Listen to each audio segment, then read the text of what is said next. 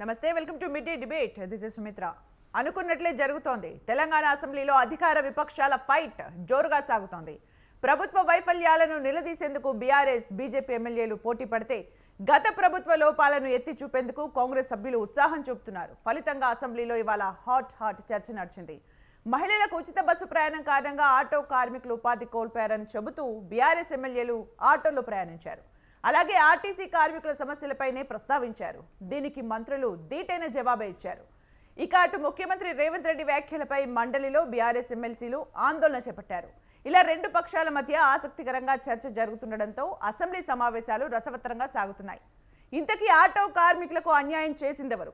ఆర్టీసీని ఇబ్బందుల పాలు చేస్తున్న కారణాలేంటి? ఇందులో నాటి అధికార పక్షం బీఆర్ఎస్ పాత్ర ఎంత? నేటి పాలక పక్షం కాంగ్రెస్ పాత్ర ఎంత? సీఎం వ్యాఖ్యలపై ప్రతిపక్షాల అభ్యంతరాలు ఎంతవరకు సబబు? ఇవే అంశాలపై ఇవాళ మిడ్ డే డిబేట్లో చర్చిద్దాం.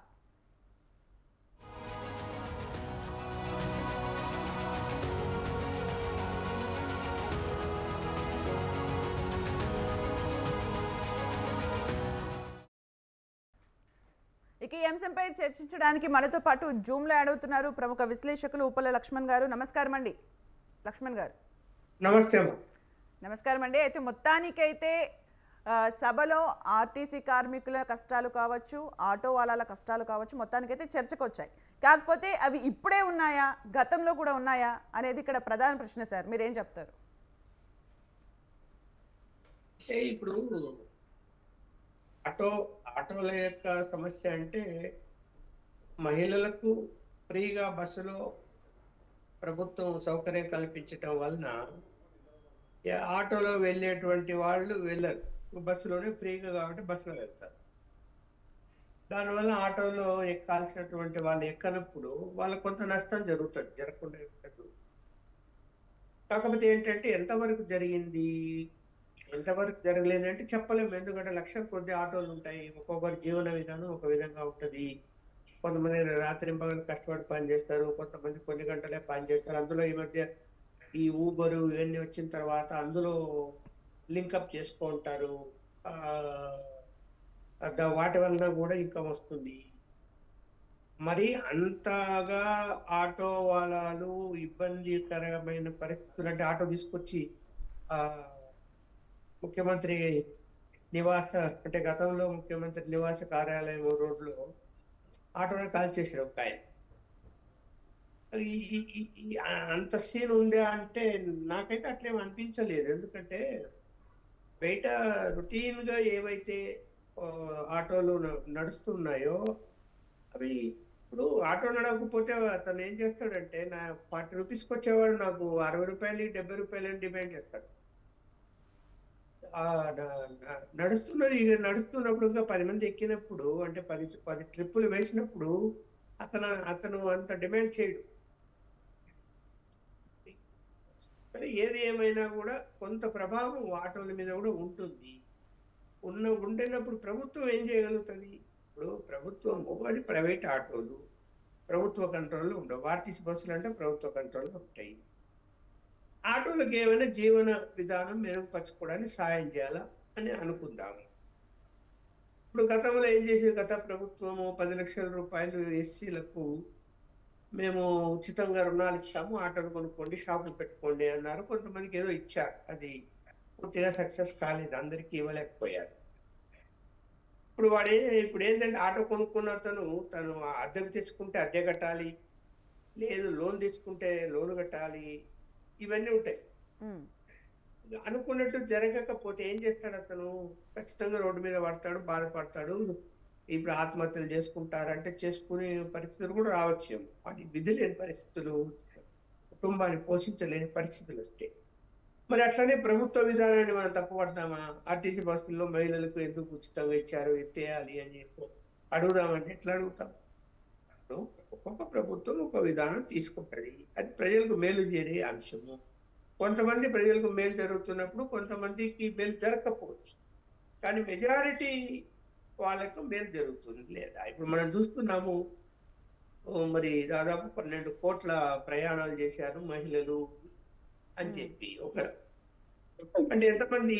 ఒక్కొక్క మహిళ 4 సార్లు 5 సార్లు ఎక్కడికైనా పనుల మీద ఊరికి పోయినా, ఎక్కడికి వచ్చినా, తిరిగి వచ్చినా కూడా ఆమె ఆమెకి అయ్యే ఖర్చు మిగిలిపోయినట్టే కదా. సరే ఇప్పుడు జోకులు వేసుకోవడానికో సరదాగా మాట్లాడుకోవడానికో ఎవరో నల్గొండలో ఒక ఆమె ఎక్కి చార్మినార్ దగ్గర టీ బాగుంటుంది అని చెప్పి తాగి మళ్ళీ నడుచుకుంటూ పోయిందంట.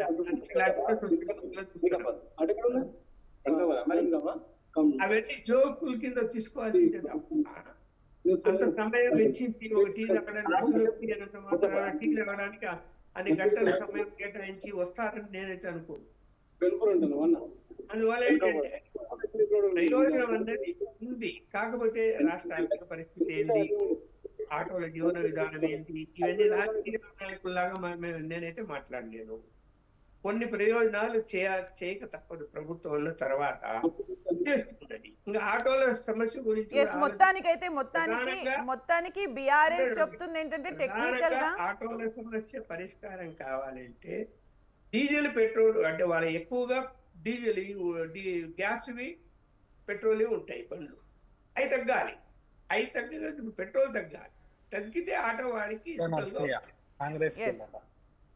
అది తగ్గడానికి ఎవరు కృషి చేయాలి? కేంద్ర ప్రభుత్వం కృషి చేయాలి. చేస్తున్నదా? చేయటం లేదు. ఇదిగో ఏదో చేసేస్తారంట, ఎన్నికలు వస్తున్నాయని అనుకున్నాము. కేంద్ర ప్రభుత్వం ఏదో చేస్తుంది, భారీగా తగ్గించేస్తుంది పెట్రోల్ డీజిల్ అనుకున్నాము. తగ్గించలేకపోయింది.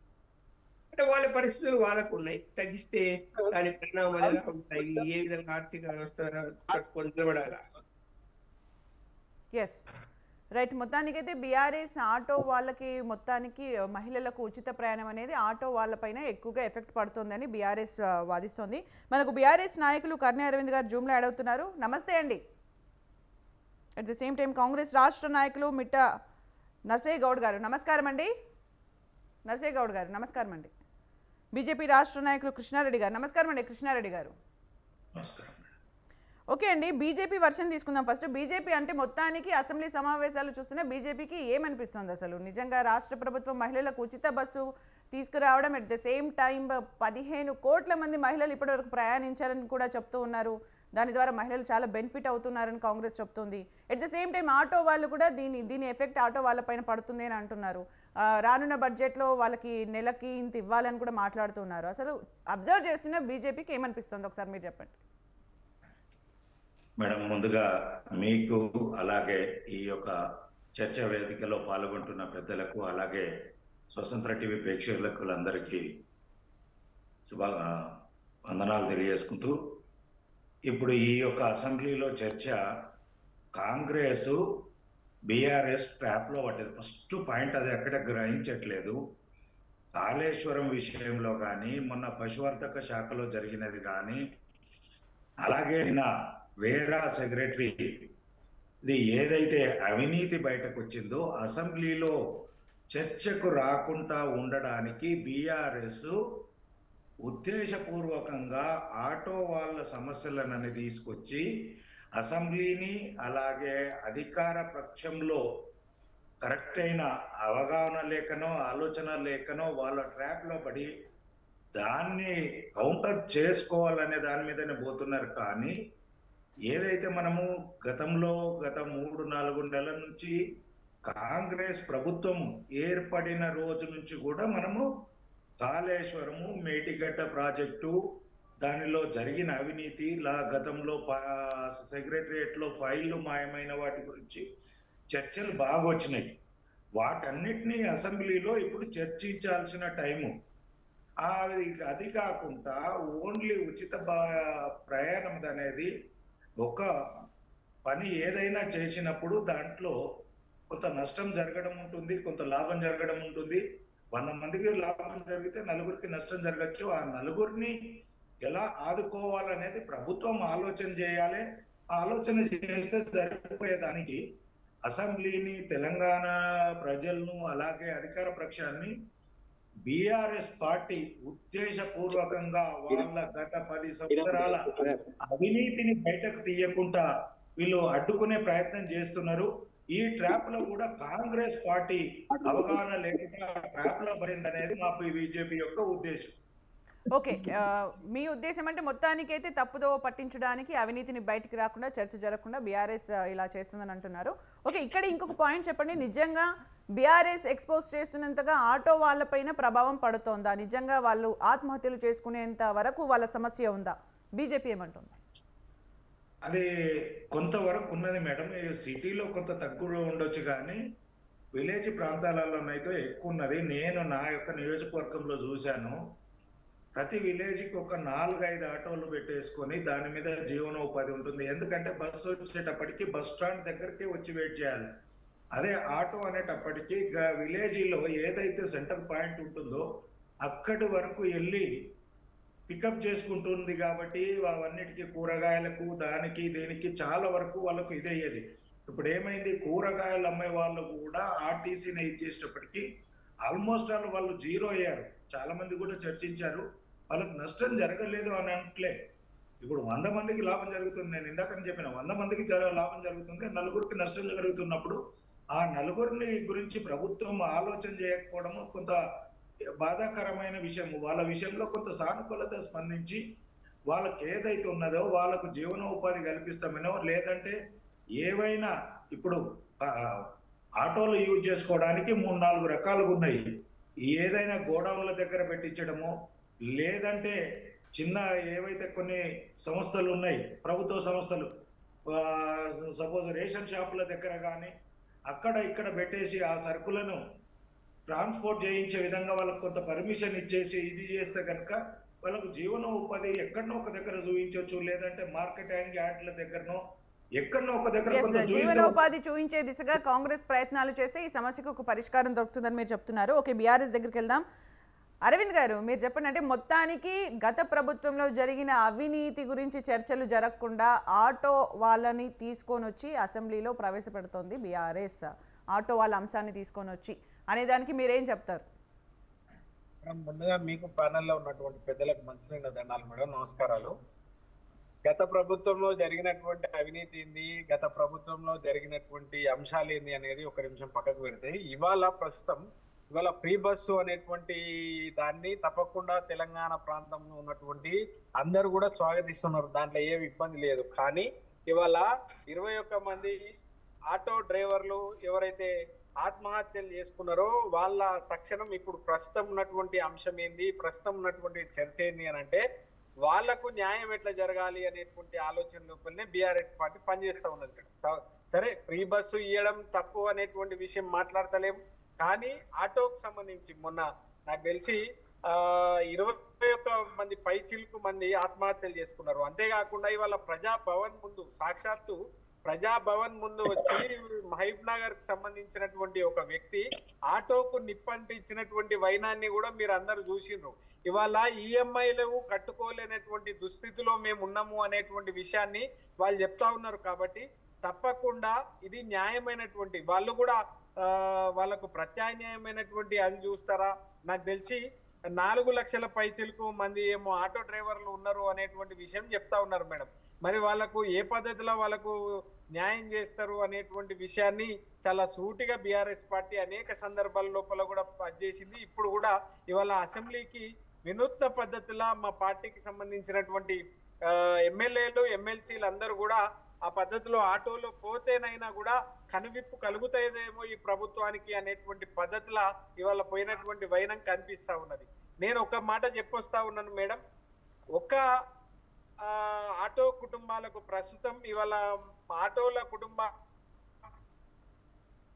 దరిదాపుల్లో 4 లక్షల పైచి కుటుంబాలు ఏమో ఉన్నాయి అనేటువంటి ఒక రిపోర్ట్ ఉంది అనేటువంటి విషయం 6.5 లక్షల మంది 6.5 లక్షల మంది అనేది ఒక రిపోర్ట్ చెప్తుంది.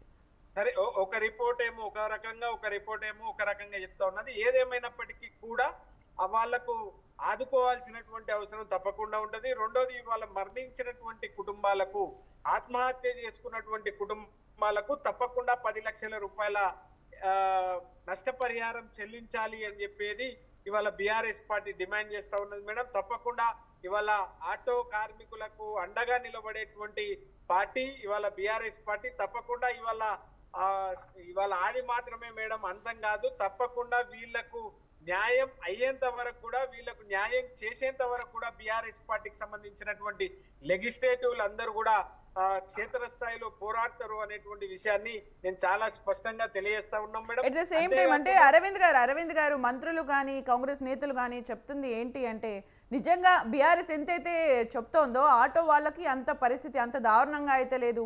బస్సుల దగ్గరికి రావాలన్న ఆటోలలోనే వస్తున్నారు జనాలు. మొత్తానికి బస్సులు ప్రతి ఒక్క రిమోట్ ఏరియాకి అయితే వెళ్లే పరిస్థితుల్లో లేదు. అక్కడ మాత్రం ఆటోలు యథావిధిగా నడుస్తున్నాయి. కావాలని ఈ సమస్యను చాలా పెద్దగా బీఆర్ఎస్ చేసి చూపిస్తోంది అని అంటున్నారు. మీరేం చెప్తారు మేడం? నిజంగా ఆటో వాళ్ళ పరిస్థితి దయనీయంగా లేకపోతే, వాళ్ళ పరిస్థితి వాళ్ళు అన్నమో రామచంద్ర అని చెప్పి ఆ పరిస్థితుల్లో ఆ దుస్థితిలో లేకపోతే ఇవాళ వాళ్ళెందుకు మేడం ఆత్మహత్యలు చేసుకుంటారు, వాళ్ళెందుకు మేడం మరణిస్తారు, వాళ్ళ కుటుంబాలను ఎందుకు నష్టపరి, వాళ్ళకు ఒకరు చెప్తా ఉన్నారు, నాకు 2 పిల్లలు ఉన్నారు బిడ్డ, నాకు ఎట్లా 2 పిల్లలు ఉన్నారు, పిల్లల్ని ఎట్లా చదువుకోవాలి, నేను ఈఎంఐలు ఎట్లా కట్టుకోవాలి, ఇంటి రెంట్ ఎట్లా కట్టుకోవాలి, నేను ఏ పరిస్థితిలో నెట్టివేయపడ్డా అనేటువంటి ఆలోచన చేసి ఒక వ్యక్తి నరేష్ అనేటువంటి వ్యక్తి ఒక ఆయన ఆత్మహత్య చేసుకున్నాడు. అయితే ఈ ఆత్మహత్యలకు ముమ్మాటికి కాంగ్రెస్ ప్రభుత్వమే కారణము అనేటువంటి విషయాన్ని వాళ్ళ కుటుంబాలు కూడా చెప్తున్నటువంటి పరిస్థితి కనిపిస్తా ఉన్నది. ఏది ఏమైనా ఎట్ ద సేమ్ టైం ఇంకో ప్రశ్న, బీఆర్ఎస్ పాలనలో ఆటో వాళ్ళకి ఏం చేశారు?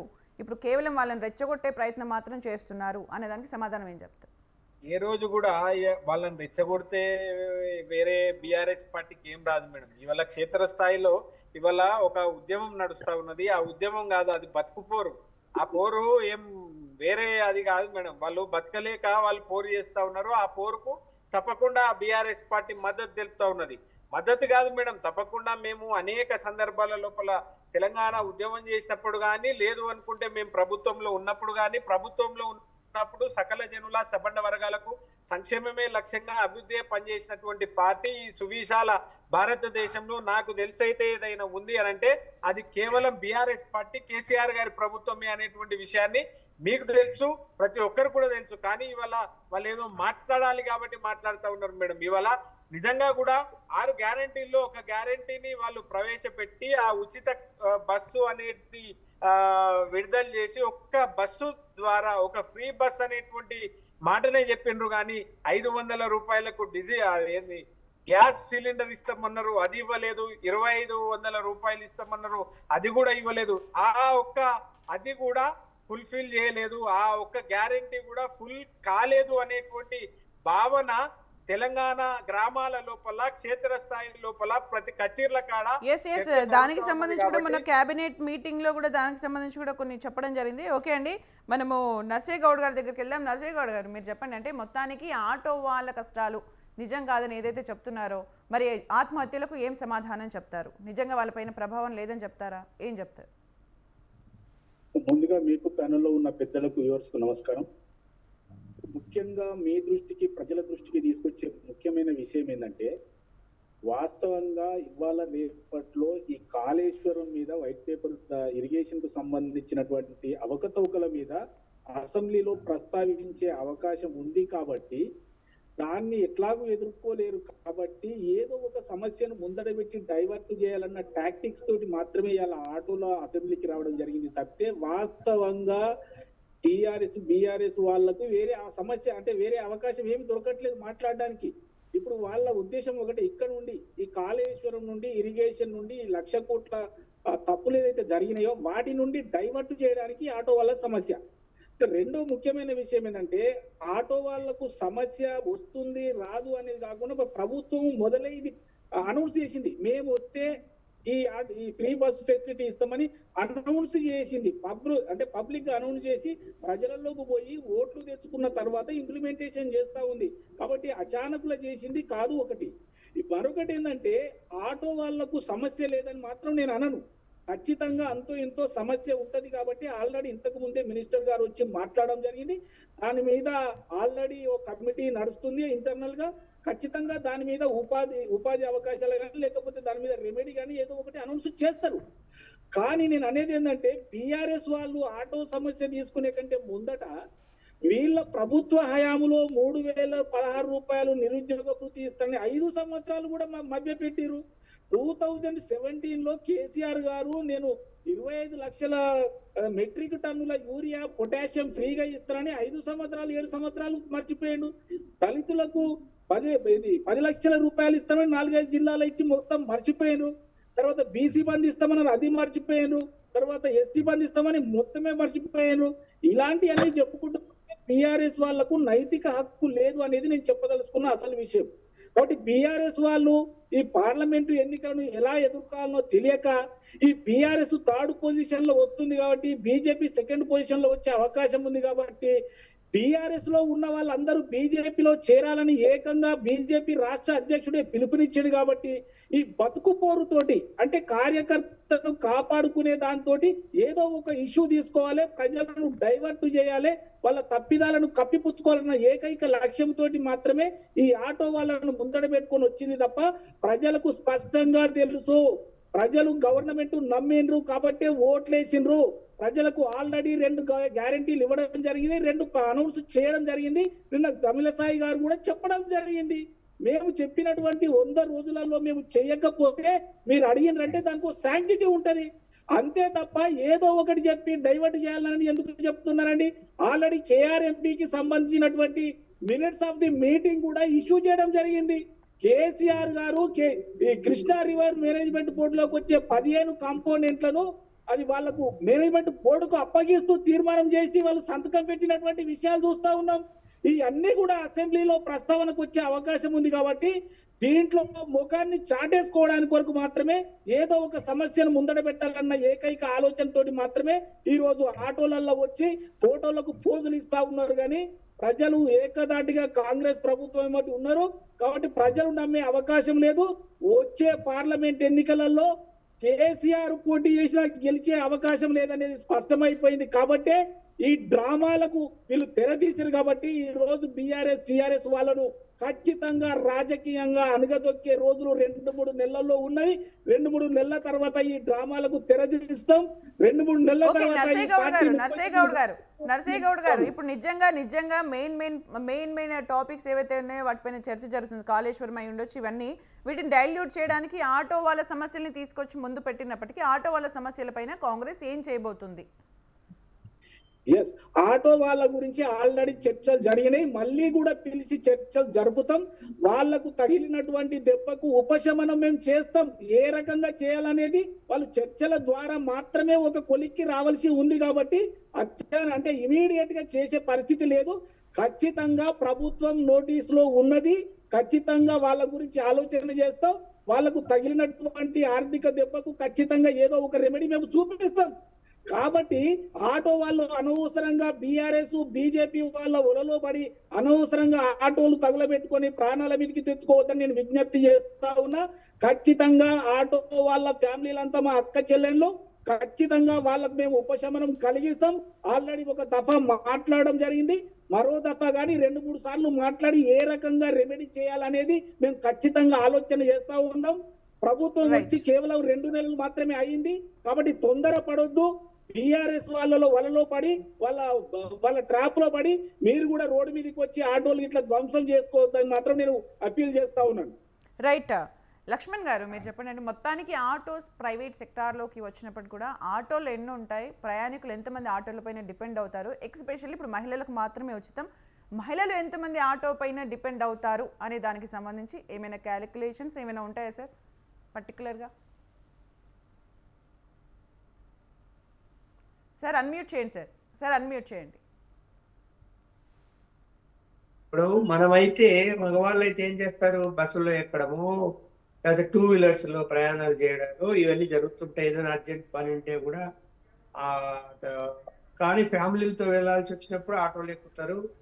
అలాగే మహిళలు ఏ పనికి వెళ్ళాలన్నా, కూరగాయలకు వెళ్ళాలన్నా, ఇంకా ఏదైనా పని మీద వెళ్ళాలన్నా ఇంట్లో పురుషులు వెళ్ళలేనప్పుడు వాళ్ళు ఆటోల్లోనే ఎక్కువ వెళ్తారు, ఎక్కువ వాడతారు. ఈవెన్ పల్లెల్లో అయితే ఇందాక మన మిత్రుడు చెప్పినట్టు ఖచ్చితంగా పల్లెల నుంచి వాళ్ళు ఏదైనా వస్తువులు అమ్మడానికి, కూరగాయలు తీసుకురావడానికి, ఇతర వస్తువులు తీసుకొచ్చి అమ్మడానికి, లేకపోతే ఈ మార్కెటింగ్ వస్తువులు కొనుక్కొని వెళ్ళడానికి ఆటోలు కొంత సౌకర్యంగా ఉండేది. ఎందుకంటే బస్సులు గంటల కొద్ది వెయిట్ చేయాలి. బస్సులు అది టైం ప్రకారం కూడా వస్తాయి రావు కూడా నమ్మకం లేదు. ఒక్కోసారి బస్సులు క్యాన్సల్ కూడా అవుతుంది. బట్ ఆటో అలా కాదు కదా, అలా ఇంట్లోంచి బయటకు వచ్చి అలా రోడ్డు మీదకి వస్తూనే దొరుకుతుంది. అయితే అలాంటి పరిస్థితి నుంచి ఏంటంటే ఇప్పుడు రోజు 100-200 ఆటోలు ఖర్చు పెట్టుకునే బదులు బస్సులు ఫ్రీగా ఉన్నాయి కదా అని ఫ్రీ ఎక్కుతున్నప్పుడు ఇప్పుడు ఒక ప్రభుత్వ విధానం తీసుకున్న తర్వాత లోతుపాతులు ఉంటాయి, నష్టాలు కూడా ఉంటాయి, అందరికి లాభాలు జరుగుతాయి అని చెప్పలేదు. ఇప్పుడు వీళ్ళకి ఆటోలకి నష్టం జరుగుతుంది, ప్రత్యేకించి గ్రామీణ ప్రాంతాల్లో దాని మీదనే బతుకుతుంటారు. సిటీ వాతావరణం వేరు, అక్కడ వాతావరణం వేరు. అక్కడ ఏంటంటే రోజువారీ వాళ్ళు బయటకు వచ్చే ఆటోల్లో ప్రయాణించే వాళ్ళే వస్తుంటారు. ఇక్కడ సిటీలో అలా కాదు, అనేక మంది కొత్త వారు ఇతర ప్రాంతాల నుంచి వస్తుంటారు కాబట్టి ఆటోలు ఎక్కుతారు, దిగుతారు. అది పెద్ద సమస్యగా సిటీలో కనపడదు, కానీ గ్రామీణ ప్రాంతాల్లో కనపడదు. వాళ్ళకి మళ్ళీ ఆటోను అప్పు కింద తెచ్చుకున్నాడు అనుకో, ఫైనాన్స్ కింద తెచ్చుకొని ఉన్నాడు అనుకో, రోజువారీ తినడానికే జరగనప్పుడు నెల అయితూనే వాడికి కట్టాలి. అందువల్ల ఏంటంటే ఖచ్చితంగా ప్రభుత్వము ఆటోల మీద ఎవరు రుణాలు తీసుకొని ఉన్నారో ఆ రుణాలని మాఫీ చేస్తే బెస్ట్. కనీసం అతను రిలాక్స్ అవుతాడు, అతను అరే లోన్ కట్టకుండా రిలాక్స్ అయిపోయాము అని. అది మిస్యూజ్ చేయడానికి కూడా లేదు, ఎందుకంటే అతను ఫైనాన్స్ సంస్థలో తీసుకున్నా ఎంత లోన్ ఉందో తెలుస్తుంది, బ్యాంకులో లోన్ తీసుకున్నా ఎంత లోన్ ఉందో తెలుస్తుంది, లేదు ప్రైవేట్ గా వడ్డీకి ఎవరి దగ్గర తీసుకున్నా కూడా ఎంత తీసుకున్నాడో కూడా తెలుస్తుంది. దాన్ని మాఫీ చేసేసి ఆ బ్యాంకులకు ఆ ఫైనాన్స్ సంస్థలకు డిపాజిట్లు చేసేస్తే ప్రభుత్వం చేయగలిగితే వాళ్ళు పెద్ద రిలీఫ్ పొందుతారు.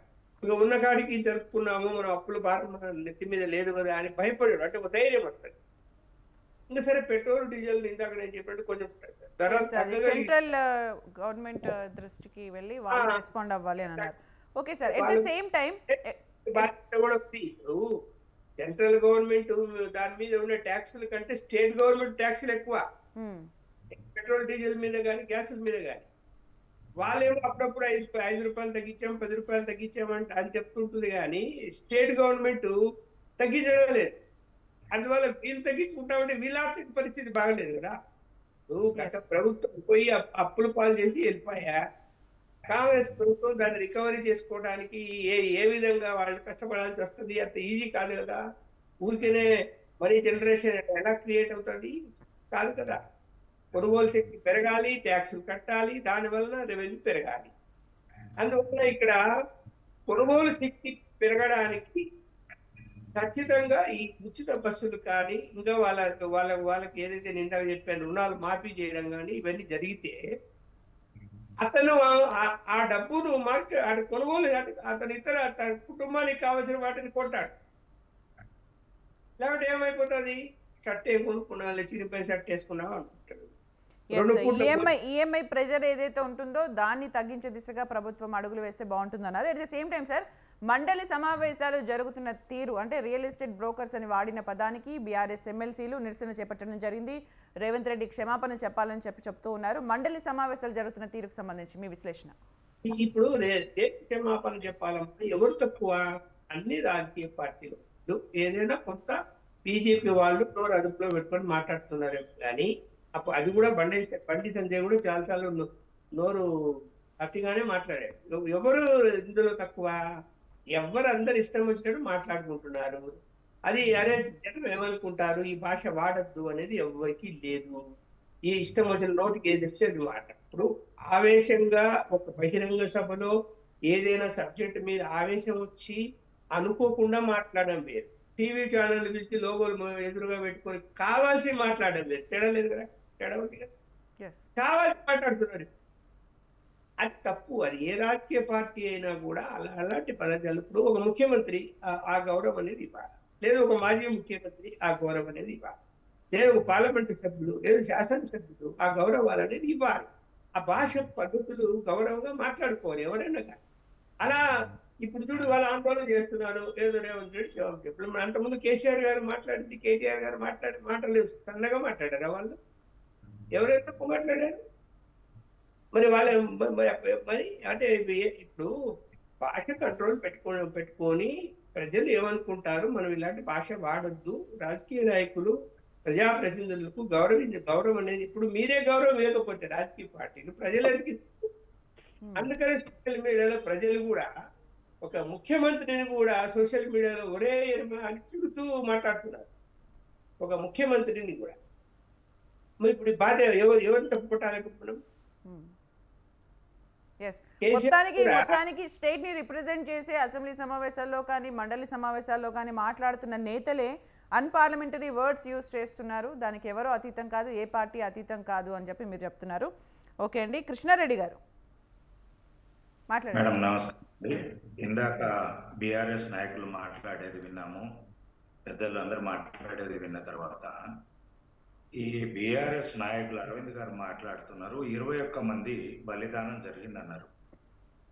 కరెక్టే. ఈ 21 మంది చనిపోతే మీ పార్టీ నుంచి కానీ మీరు కానీ మీ ఎమ్మెల్యేలు కానీ మీ పార్టీ సభ్యులు ఎవరైనా పరామర్శించారా? ఏమైనా కుటుంబాలను ఆదుకున్నారా? లేదా తెలంగాణ ఉద్యమంలో 1400 మంది పైచిలుకులు బలిదానాలు జరిగిండ్రు అని చెప్పేసి దాన్ని ఉద్యమంని ఉధృతంగా రెచ్చగొట్టి అధికారం ఎక్కిన తర్వాత వారి యొక్క కుటుంబాలకు ఈ రోజు వరకు కూడా ఎలాంటి ఆదుకోకుండా ప్రభుత్వం ఆదుకోలేదు. బీఆర్ఎస్ ప్రభుత్వం ఉండి వాళ్లకు సరి అయిన న్యాయం చేయలేదు. ఇప్పుడు కూడా అలాంటి వ్యవహారాలకే బీఆర్ఎస్ పోతుంది. ఇంకో ముఖ్య విషయము, ఇక్కడ మనం అందరం మాట్లాడుతూ ఉన్నాము ఆటో సమస్యలలో ఆత్మహత్యలు ఎందుకు చేసుకుంటున్నారు అనేది. ఈఎంఐలే అంటున్నాం, కానీ ఈఎంఐలలో 2 రకాలుగా ఉన్నాయండి. మనం ఎందుకంటే కొంత సబ్జెక్ట్లోకి వెళ్తే కరెక్ట్గా ఉంటుంది. ఈ ఆటో నడిపించుకునే వాళ్ళు ఎవ్వరు కూడా ఐటీఆర్ ఫైల్ చేయరు, ఇన్కమ్ ట్యాక్స్ ఫైల్ చేయరు. వీళ్ళు ప్రభుత్వ తరపున ప్రభుత్వ బ్యాంకులు నేషనలైజ్ బ్యాంకులకు పోరు. వీళ్ళు వెళ్ళేది ఎంతసేపు ఏంటంటే ప్రైవేట్ ఫైనాన్స్లకు లేదా నాన్ బ్యాంకింగ్ శ్రీరామ్ కానీ డిసిపివి కానీ ఇలాంటి ప్లూటరాన్ కానీ ఇలాంటి బ్యాంకులకు వెళ్తారు. అక్కడికి వెళ్ళినప్పుడు ఏముంటదంటే ఒక ఈఎంఐ 2 ఈఎంఐలు కట్టకపోతే ఈ యొక్క ప్రైవేట్ ఫైనాన్సర్స్ ఏం చేస్తున్నారంటే, ఒకప్పుడు హైదరాబాద్ లో కానీ జిల్లా కేంద్రాలలో రౌడీ షీటర్స్ రౌడీజం చేసుకొని బెదిరించుకొని బతికేటోళ్ళు. ఇప్పుడు అది లేదండి. ఒక్క ఈఎంఐ 2 ఈఎంఐలు కట్టకపోతే ఈ కంపెనీలన్నీ ఈ యొక్క ఫైల్ వాళ్ళకి ఇవ్వడం జరుగుతుంది, రౌడీ షీటర్లకు ఇవ్వడం జరుగుతుంది.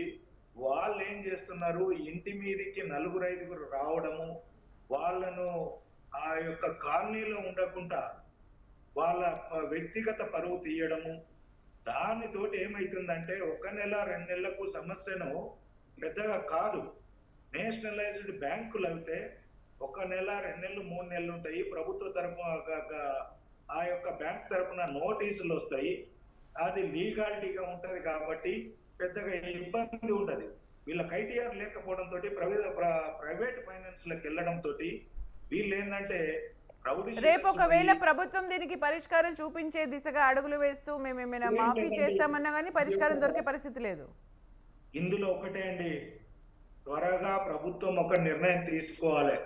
ఏవైతే ప్రైవేట్ ఫైనాన్స్లు ఉన్నాయో వాళ్ళు ఎవరికి వసూళ్లు చేయమని చెప్పేసి ఎంతమంది రౌడీ షీటర్లను పెట్టేసి ఎవరెవరిని ఎక్కడెక్కడ ఉంటున్నారు అక్కడ వాళ్ళు వెళ్ళి మాట్లాడుతున్నది ఏం లేదండి. వీళ్ళు ఆటో తీసుకొని బయటకు వెళ్తే వీళ్ళు వెళ్ళిన తర్వాత ఫ్యామిలీ దగ్గరికి వెళ్ళి ఆ చుట్టుముట్టు అందటి ముందట మీ ఆయన ఫైనాన్స్ తీసుకున్నాడు, మీరు పైసలు కట్టేంత వరకు మీ ఇంట్లోకి వెళ్ళాము. ఆ లేడీస్ ను బలవంతం చేస్తుంటే ఆ లేడీస్ మీద వీళ్ళు దారికారిగా మాట్లాడుతుంటే ఆ యొక్క ఇజ్జతులకు కాపాడుకోలేక ఆ కుటుంబం ముందు మళ్ళీ పరువు నిలబెట్టుకోలేక వాళ్ళు పోయి ఆత్మహత్యలు చేసుకుంటున్నారు. ఇప్పుడు జరిగి 2 నెలలైంది ఆటోలకు. 2 నెలలు ఈఎంఐ కట్టకపోతే ఏ నేషనలైజ్డ్ బ్యాంకు కూడా ఇంత ఇబ్బంది పెట్టది. ఇవన్నీ పెడుతున్నాయి ప్రైవేట్ ఫైనాన్స్లు. కాబట్టి ఈ ప్రైవేట్ ఫైనాన్స్ల మీద ప్రభుత్వము తొందరగా మాట్లాడితే వీళ్ళ ఆత్మహత్యలు నివారించిన వాళ్ళు అవుతారు. సమస్యను సామరస్యంగా ఆలోచన చేయకుండా రాజకీయ లబ్ధి కొరకే ఆలోచన చేస్తే కనుక పరిణామాలు వేరే విధంగా వెళ్తున్నాయి. హైదరాబాద్ లో చాలా మంది రౌడీ షీటర్స్ వెహికల్ ఎక్కడ కలిపినా అక్కడ ఆపుతారు. ఒక్క ఈఎంఐ కట్టకపోతే 10 మందిగా చుట్టుముడతారు. ఆడ రోడ్లో ఆపి ఇజ్జత్ తీస్తుంటే ఆ ఇజ్జత్లకు వీళ్ళు వేసుకుంటున్నారు. వీళ్ళు చేస్తున్నది న్యాయసమ్మతంగా లేదు, మన రాజ్యాంగం కల్పించిన ఫైనాన్షియల్ హక్కుల ప్రకారం కాబట్టి వీటి మీద ప్రభుత్వం వెంటనే దృష్టి చార్చి పోలీసులకు కనుక కొన్ని ఆదేశాలు ఇవ్వగలిగితే వారి యొక్క సమస్యను మనము ఎంతో కొంత తీర్చిన వారం అవుతామని చెప్పేసి తెలియజేస్తున్నాను. అరవింద్ గారు మీరు మాట్లాడండి. అట్ ద సేమ్ టైం అంటే అసెంబ్లీలో ఏవైతే కీలక అంశాలు ఉన్నాయో వాటిని డైల్యూట్ చేయడం అనేది ఒకటైతే, ఇప్పుడు ఆత్మహత్యలకు కారణం ఈఎంఐస్ ప్రెజర్ ఇప్పుడు కాదు, ప్రైవేట్ సంస్థలు కావచ్చు, ప్రైవేట్ ఫైనాన్స్ తీసుకున్నప్పుడు వాళ్ళు పెడుతున్న ప్రెజర్స్ వల్ల జరుగుతున్నాయి. దానికి సొల్యూషన్ చూపించే విధంగా ప్రభుత్వం చర్యలు తీసుకుంటే బాగుంటుంది అని అంటున్నారు. మీరేం చెప్తారు? ఎందుకంటే ముందు ఇందాక అన్నం మాట్లాడుతూ చనిపోయినటువంటి కుటుంబాలకు బీఆర్ఎస్ పార్టీకి సంబంధించినటువంటి వాళ్ళు అండగా ఉంటారా అంటే ముమ్మాటికి మేడం 100% వాళ్ళ కుటుంబాలకు అండగా ఉండేటువంటి పార్టీ బీఆర్ఎస్ పార్టీ. మేము అందరం లెజిస్లేటివ్సే కాదు, మా పార్టీకి సంబంధించినటువంటి నాయకులు కార్యకర్తలు అందరూ కూడా తప్పకుండా వాళ్ళ కుటుంబాలకు అండగా ఉంటాం మేడం. రెండో విషయానికి వస్తే ఇవాళ వాళ్ళు నిజంగా కూడా జీవనం ఒక మాట సార్, నన్ను పూర్తి చేయనివ్వాలి. అయితే ఉంటామని చెప్పేసి అధికారం ఎక్కిన తర్వాత ఉండకుండా పోయారు.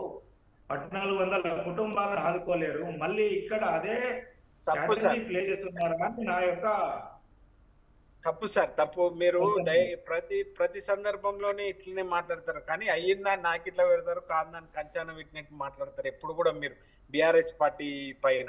కానీ తెలంగాణ ప్రాంతంలో ఉన్నటువంటి ఇప్పుడు ప్రస్తుతం ఉన్నటువంటి బర్నింగ్ ఇష్యూ ఏంటి అని అంటే ఆటోకు సంబంధించినటువంటి డ్రైవర్లు ఆత్మహత్య చేసుకుంటున్నారు. కారణం ఏంటి అని అంటే ఇవాళ ఫ్రీ బస్సు అనేటువంటి కారణం ప్రధాన అంశం అయితే, దాంతో పాటు వాళ్లకు అంటే వాళ్ళ జీవనం సరిగ్గా కొనసాగక ఇవాళ బ్యాంకుల నుంచి రుణాలు తీసుకున్నటువంటి వాళ్ళు ఒత్తిడి తేవడం ద్వారా వాళ్ళు ఈఎంఐలు కట్టలేనటువంటి దుస్థితిలో ఉన్నటువంటి పరిస్థితిలో ఆత్మహత్యలు చేసుకుంటున్నారు. చర్చలు జరుపుతున్నాం. చర్చల తర్వాత డెఫినెట్ గా మేము పరిష్కారం చూపిస్తాం. ఈ లోపే బీఆర్ఎస్ రెచ్చగొట్టే ప్రయత్నం చేస్తుందని కాంగ్రెస్ వర్షన్.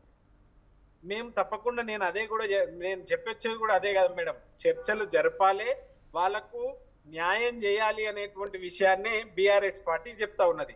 వాళ్లకు తక్షణం 21 మంది ఆత్మహత్యలు చేసుకున్నటువంటి కుటుంబాలకు 10 లక్షల చొప్పున నష్టపరిహారం ప్రకటించాలి. లేదు అనుకుంటే ఇంకోటి మేడం, వాళ్ళకు మీరు అన్నట్టు 6,50,000 మంది ఆటో కుటుంబాలకు ప్రత్యామ్నాయమైనటువంటి అడుగు ఏ పద్ధతిలో వేస్తారు అనేటువంటి ఒక కన్స్ట్రక్టివ్ ప్రకటన కూడా వాళ్ళు తప్పకుండా చేయాలి. చేసినప్పుడు మాత్రమే వాళ్ళ లోపల ఒక మనోధైర్యం అనేది ఇప్పుడు ఏర్పడుతుంది. కానీ వాళ్ళు ఇవాళ ఎట్లాంటి పరిస్థితిలో ఉన్నారు అంటే ఎవరి మద్దతు లేక, ప్రభుత్వం వైపు నుంచి కానీ ఎవరి వైపు నుంచి కానీ వాళ్ళ దగ్గర మద్దతు లేక వాళ్ళు ఇబ్బందుల్లో ఉన్నటువంటి పరిస్థితి ఉంది. ఇప్పుడు అసెంబ్లీ సమావేశాలు జరుగుతున్నాయి కాబట్టి ఈ అసెంబ్లీ సమావేశాల లోపే ఆటో కార్మికులకు సంబంధించి, ఆటో డ్రైవర్లకు సంబంధించి ఒక కన్స్ట్రక్టివ్ అయినటువంటి ఒక గుణాత్మకమైనటువంటి అరవింద్ గారు దీనికి సొల్యూషన్ రావాలని చెప్తున్నారు. ఓకే, ఉచిత బస్సుని మిస్యూజ్ చేస్తున్నారు అనే దానికి మీరేం చెప్తారు? ఏకీభవిస్తారా? ఇవాళ సరే, ఇవాళ ప్రజలందరూ కూడా ఇవాళ మహిళల తల్లులందరూ కూడా హర్షిస్తా ఉన్నారు. లేదు అని అనుకుంటే అందరూ కూడా దాంట్లో కొనసాగుతా ఉన్నారు. నేను వాళ్ళు ప్రవేశపెట్టినటువంటి ఫ్రీ బస్సుని వ్యతిరేకిస్తలేం. ఆ ఫ్రీ బస్సులతో పాటు వాళ్లకు ఫ్రీ బస్సులు ఇచ్చేటువంటి క్రమంలో ఇంకా ఎక్కువ బస్సుల సంఖ్య పెంచాలి అనేటువంటి విజ్ఞప్తి బీఆర్ఎస్ పార్టీ తరఫున చేసినాం మేడం. రెండోది, ఇవాళ కొన్ని గ్రామాల లోపలనైతే నాకు తెలిసి ఇబ్రాహీంపట్నంలో నేను చూసినాం మేడం. ఇబ్రాహీంపట్నంలో ఏం చూసినా అంటే ఇది కేవలం పురుషులకు మాత్రమే అనేటువంటి బోర్డు పెట్టినటువంటి పరిస్థితి కూడా నిన్న మొన్న కనిపిస్తా ఉన్నది. ఇబ్రాహీంపట్నం డిపోలో అనుకుంటా, బహుశా ఇది కేవలం పురుషులకు మాత్రమే అనేటువంటి పద్ధతిలో పెట్టేటువంటి స్థితిలోకి వాళ్ళ నెట్టబోయబడుతున్నాము. అంటే వాళ్ళకు ఒక అది లేక ఫ్రీ బస్సు అన్నము ఏదో ప్రకటన చేసినాము అనేటువంటి కోణంలో కాకుండా ఇవాళ బస్సుల సంఖ్య పెంచుకుంటూ ఇవాళ వాళ్ళకు ప్రయాణికులకు అన్ని రకాల సౌకర్యాలు అందించేటువంటి బాధ్యత ప్రభుత్వం పైన ఉంటది. కాబట్టి ఇక ప్రభుత్వం పైన బాధ్యత ఉంది. ప్రభుత్వం పైన బాధ్యత ఉంది. అట్ ద సేమ్ టైం గత ప్రభుత్వం చేసిన అప్పులు కూడా చాలా ఉన్నాయి, ఖజానాకు చాలా ఇబ్బందికరంగా ఉంది. కాబట్టి ఇమీడియట్గా ఏవి కూడా మేము రెస్పాండ్ అవ్వలేకపోతున్నామని చెప్పి కూడా కాంగ్రెస్ చెప్తూ ఉంది. ఇవాళ నిజంగానే గత ప్రభుత్వము అప్పులు ఈ ప్రభుత్వానికి చేసి పెడితే మేడం, వీళ్ళు ఏ రకంగా ఇవాళ నాకు తెలిసి 2 నెలలు 2 నెలలు అయిపోయింది మేడం, 2 నెలలు అయిపోయింది. మరి ఆర్టీసీకి సంబంధించినటువంటి దాన్ని మేము అప్పులోకి చేసినామా లేకుంటే లాభాల బాటలు పట్టించినామా అని అంటే తప్పకుండా ఆర్టీసీకి సంబంధించినటువంటి అరవింద్ గారు రైట్. నర్సయ్య గౌడ్ గారు మీరు మాట్లాడండి. చెప్పండి. నర్సయ్య గౌడ్ గారు, అంటే ఆటో వాళ్ళ సమస్య అయితే చాలా ఘోరంగా ఉంది, దానికి డెఫినెట్గా పరిష్కారం చెప్పాలి అని చెప్పి చెప్తూ ఉన్నారు. At the same time 100 days అవ్వకపోయినా మిగిలిన పథకాల మిగిలిన ప్రామిసెస్ మాట ఏంటి అనే దానికి మీరు ఏం సమాధానం చెప్తారు? At the same time private finance ఇస్తున్నారు కాబట్టి ఆ ఎఫెక్ట్ని దానికి సొల్యూషన్ చూపించడం కూడా చాలా కష్టం అని అంటున్నారు. వీటన్నిటికి మీ సమాధానం ఏంటి? మేడం, ఇప్పటిదాకా బీఆర్ఎస్ నాయకులు బీజేపీ నాయకులు మాట్లాడింది నేను విన్నా. అయితే నేను ఒక్కటే వాళ్ళకు సూటిగా చెప్పేది ఏంటంటే, ప్రభుత్వం వచ్చి 2 నెలలుగా వచ్చింది. మేము చెప్పింది ఏంటంటే 100 రోజుల లోపల 6 గ్యారెంటీలు ఫుల్ఫిల్ చేస్తామని చెప్పినాం ఒకటి. రెండవది, ఆటో వాళ్ళ సమస్య గురించి ఆల్రెడీ చర్చలు జరిపినామని కూడా చెప్తా ఉన్నాం. అయితే ఈ చర్చలు జరిపిన దాని మీద వాళ్లకు ఏ కోణంలో ఏ రకంగా ఏ విధి విధానాలు కావాలి, ఏ రకంగా రెమెడీ ఇవ్వాలనే దాని మీద ఆలోచన చేస్తా ఉన్నాం. ఇప్పుడు ఇమీడియట్ తొందరపడి ఇస్తేందుకు వాళ్ళు ఎక్కడో ప్రైవేట్ ఫైనాన్స్ తెచ్చుకున్నారు, వాళ్ళ మీద ఏ రకంగా మనం హెల్ప్ చేయగలుగుతాం అనేది ఒకటి ఆలోచన. అయితే ముఖ్యంగా మీ దృష్టికి ప్రజల దృష్టికి తీసుకొచ్చేది ఏంటంటే, కేవలం 2 నెలలు మాత్రమే అయింది గవర్నమెంట్ వచ్చి. ఈ 4 రోజులు సమావేశాలు జరుగుతున్నాయి కాబట్టి ఆల్రెడీ ఈ సమావేశాలలో మేము వైట్ పేపర్ ఇరిగేషన్ మీద, మన ఈ కేఆర్ఎంబి మీద, ప్లస్ ఈ కాళేశ్వరం మీద మేము వివరాలన్నీ చెప్పబోతా ఉన్నాం. కాబట్టి వీటిలో 100కు 100 తప్పులు బీఆర్ఎస్ గవర్నమెంట్ చేసింది. కాబట్టి దాంట్లో నుంచి తప్పించుకోవడానికి ఈ అల్లరి చిల్లర చేష్టలు చేస్తా ఉన్నారు. ఈ రోజు వీళ్ళు ఆటోలు ఎక్కి వచ్చినంత మాత్రాన ఆటో వాళ్ళ సమస్య తీరుతుందా? 2 నెలల్లోనే వచ్చిందా ఈ సమస్య? మేమేం చెప్పకుండా దన్మని ఒకటే రాత్రి తీసుకొచ్చిన సమస్య కాదు కదా. మేము ఆల్రెడీ పబ్లిక్ లో పెట్టిన. నర్సయ్య గౌడ్ గారు, ఇంతకు ముందు కూడా మీరు ఈ పాయింట్స్ చెప్పడం జరిగింది. ఎట్ ద సేమ్ టైం మండలిలో జరుగుతున్న ఇష్యూ రేవంత్ రెడ్డి వాడిన పదజాలం అయి ఉండొచ్చు. గత ప్రభుత్వాలు కూడా ఏం అతీతం కాదు అని చెప్తున్నారు. దాన్నే కంటిన్యూ చేస్తుందా మరి కాంగ్రెస్? ఎస్, నేనేమంటున్నా, ఈ రోజు రేవంత్ రెడ్డి గారు ముఖ్యమంత్రి గారు ఈ రియల్ ఎస్టేట్ బ్రోకర్లు అనే ఒక వర్డ్ ఉపయోగించినని వీళ్ళు అల్లర్లు చేస్తా ఉన్నారు. నేను ఒకటే అంటున్నా, నిన్న మొన్న టీవీలలో వరుసగా ఇచ్చారు కదండి వీళ్ళ బూత్ భాగవతము.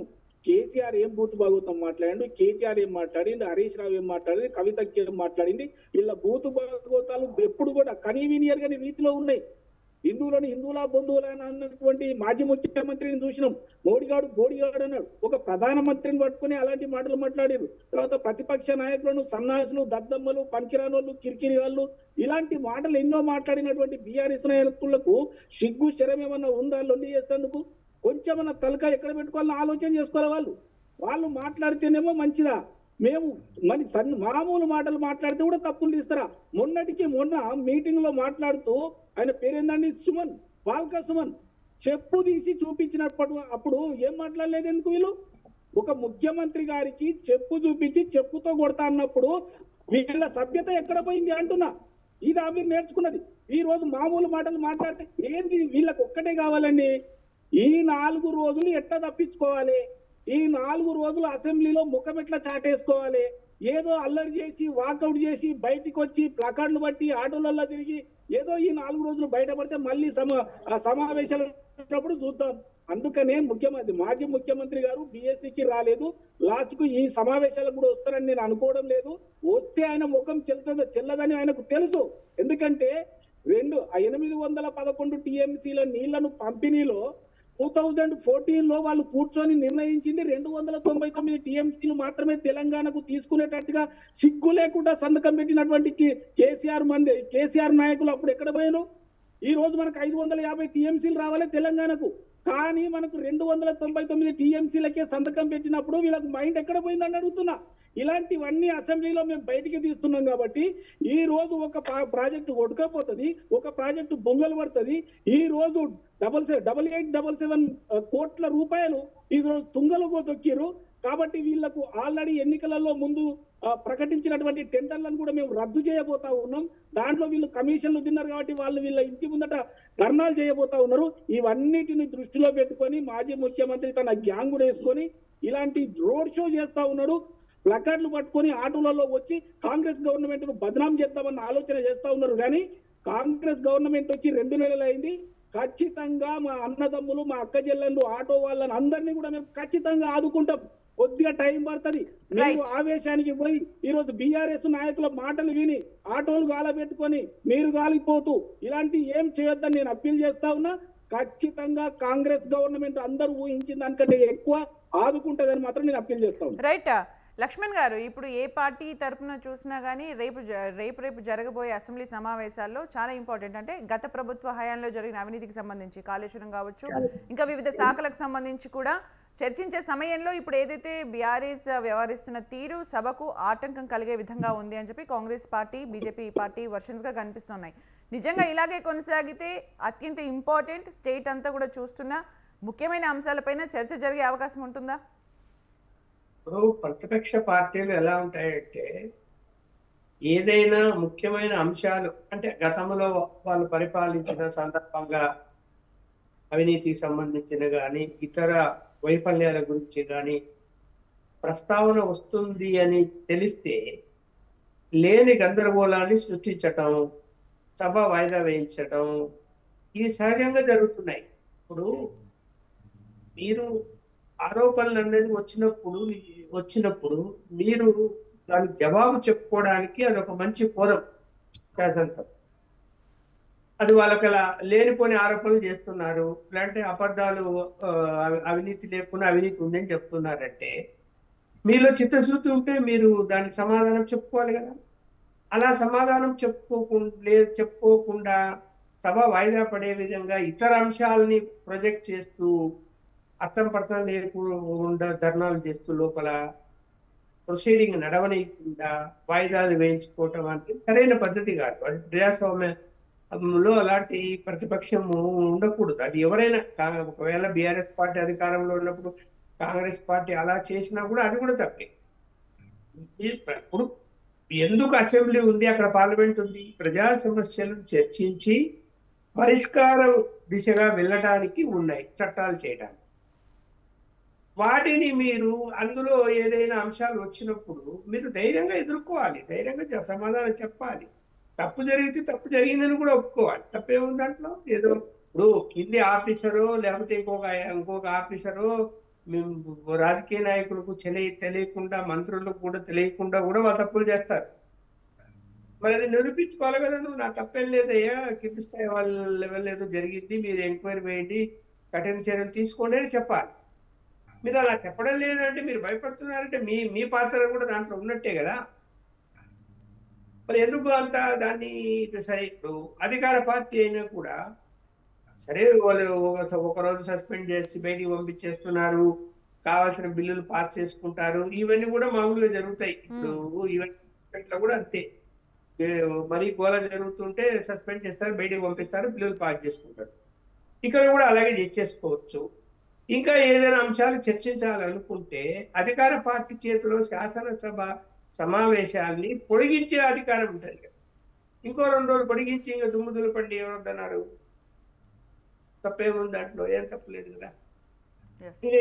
ఇంకా వాళ్ళు రోజు అలాగే చేస్తారు అంటే కదా ఒకటే మార్గం, సస్పెండ్ చేస్తారు, చర్చిస్తారు. అంటే అక్కడ ఒక సమస్య ఏమొస్తుందంటే అధికార పార్టీకి సభలో సభ్యులు లేనప్పుడు ఆ సభ్యుల మీద ఆరోపణలు చేయడం అంత సమంజసంగా ఉండదు. కేసీఆర్ గారే తప్పు చేశారు, ముఖ్యమంత్రి స్థానంలో ఉంటూ. మరి ఆయన సభలో ఉంటే కదా ఆయన పేరు ప్రస్తావించి ఈ విధంగా జరిగింది అని అధికార పార్టీ ఆరోపణ చేయడానికి తప్పించుకొని వెళ్ళిపోయాడు అనుకోండి. ఆ అంశాలు ఏమైతే అంటే బలహీనపడతాయి. అరే సభలో లేనప్పుడు వీళ్ళు ఇష్టం వచ్చినట్టు మాట్లాడుతున్నారని జనం కూడా అనుకుంటారు. ఒకవేళ అది నిజమైన ప్రతిపక్షం లేకుండా కూడా ఏదో మాట్లాడుతున్నారంటే నిజం కాదేమో అని కూడా అనుకునే ప్రమాదం కూడా ఉంది జనాలు.